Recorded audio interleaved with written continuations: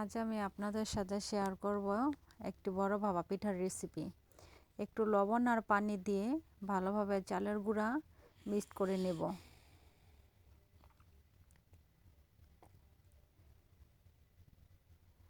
ভালো করে মিক্স করা হয়ে গেলে চালনির সাহায্যে চালের গুঁড়াগুলোকে আমি ছেঁকে নেব।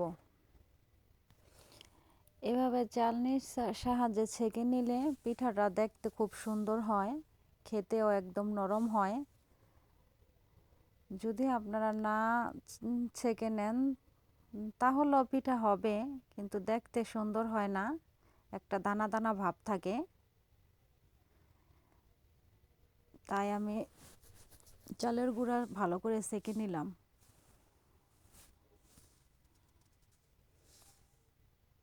এখানে নতুন খেজুরের গুড় নিয়েছি।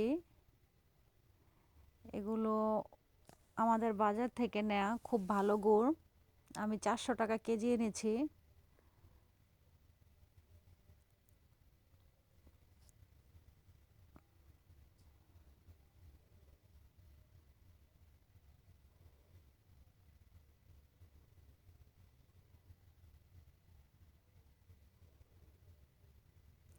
আমার গুড় কাটা হয়ে গেছে।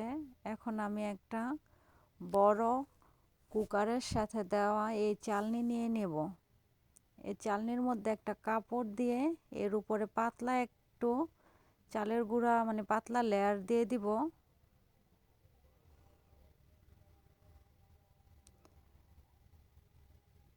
চালের গুঁড়ার উপরে আমি এখন মিঠাই আর নারকেল দিয়ে দিব।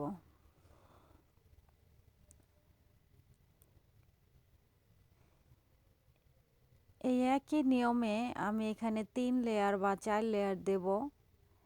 এরকমভাবে বড় করে ভাপা পিঠা বানালে বাড়ির সবার একটা পিঠাই হয়ে যায়।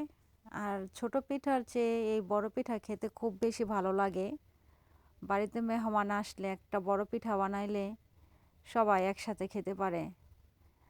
আর কেকের মতো পিস পিস করে খেলে তো খুব দেখতেও ভালো লাগে, খেতেও ভালো লাগে। আপনারা ট্রাই করে দেখবেন।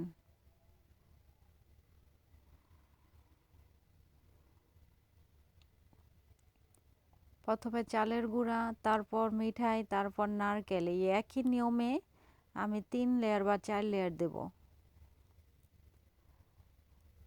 আজ আমি মাটির চুলায় এই কুকারের চালনি দিয়ে হাঁড়ির মধ্যে পিঠা বানাবো।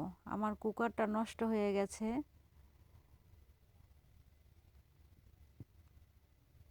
তাই আমি চুলার মধ্যে তৈরি করব, হাঁড়ির মধ্যে এই পিঠাটা।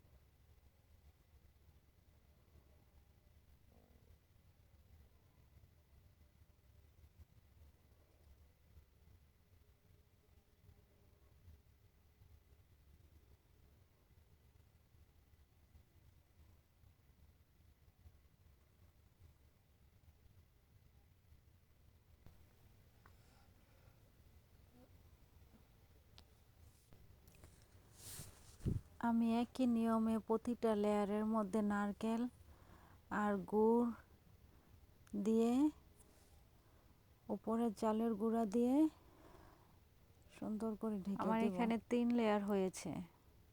তারপর একটা হাঁড়িতে এখন আমি একটা হাঁড়ির মধ্যে কিছু পানি নিয়েছি। এখন হাঁড়ির উপরে পিঠার চালনিটা বসিয়ে দেব। এখানে চালনিটা দিয়ে আটা আমি পানি দিয়ে গুলে নিয়েছি। এখন আটা হাঁড়ির সাথে চালনির চারো সাইডের মুখটা বন্ধ করে দেব, যাতে ভিতরের চাইতে গরম ভাবটা না বের হয়। এভাবে দেওয়ার ফলে খুব তাড়াতাড়ি সেদ্ধ হবে, তাড়াতাড়ি সিদ্ধ হয়ে যাবে। 10-15 মিনিটের মধ্যে পিঠা হয়ে যাবে। আপনারা যদি এই হাঁড়ির মধ্যে গরম পানি দিয়ে দেন তাহলে আরো তাড়াতাড়ি পিঠে হবে। আর ভিতরে যদি বেশি সময় লাগে না, 7-8 মিনিটের মধ্যে এরকম বড় একটা ভাপা পিঠা হয়ে যায়। দেন তাহলে বেশি সময় লাগে না,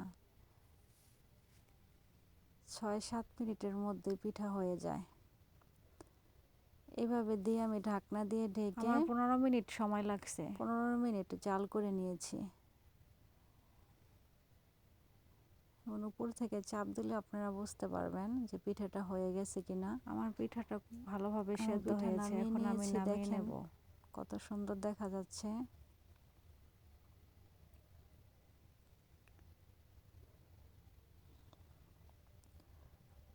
আপনাদের আমি একটু কেটে দেখাই ভিতরটা কত সুন্দর লাগে দেখতে। আমি আপনাদের কেটে দেখাচ্ছি ভিতরটা কত সুন্দর হয়েছে।